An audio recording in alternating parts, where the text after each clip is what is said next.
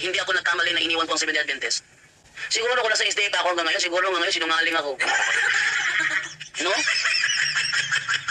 Yan, nagpapasalamat ako na ako'y nilabas ng Panginoon sa Seventh-day Adventist. Tingnan mo yung mga Seventh-day Adventist, pag sila nangaral, dami talagang palpak. Daming mali. Daming kasinungalingan. Pagbasahan ng Biblia, wala naman sa Biblia. Basahan ng manang referensya, wala sa referensya. Sabi nila kaagad.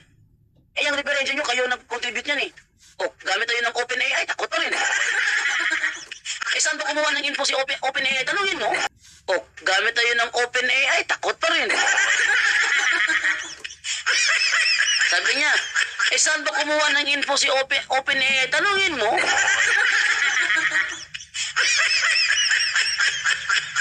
Oh, ang OpenAI ba, pag may-ari ba ng Katoliko? Hindi, pero kahit sa OpenAI, takot